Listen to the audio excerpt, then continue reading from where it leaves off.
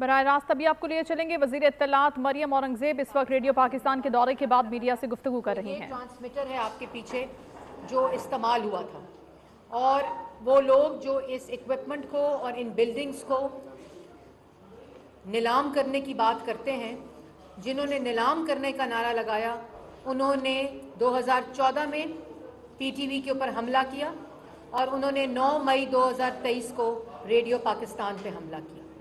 तो ये नीलामी का नारा भी एक हमला था।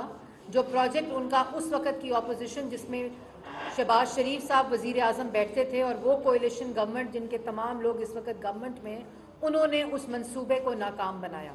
उसी कोalition गवर्नमेंट ने जब 9 मई का वाक़या हुआ और रेडियो पाकिस्तान और मुल्क के अंदर जो सेंसिटिव इंस्टॉलेशंस हैं, जो हसास इमारात हैं और जो शोहदा के जो यादगारें थी उनकी बेहुरमती की, तो एक माइंड सेट है कि आप जब हुकूमत में आते हैं तो आप रेडियो पाकिस्तान, पाकिस्तान टेलीविज़न को नीलाम कर दें, इनको प्राइवेटाइज कर दें। आज जब मैं आपके सामने बैठी हूँ तो अल्हम्दुलिल्लाह रेडियो पाकिस्तान का एक बिज़नेस प्लान, जो इसका पूरा फाइनेंशियल वायबिलिटी का प्लान है, जिसके अंदर आज जो मैंने विज़िट किए वो नए स्टूडियोज़ हैं।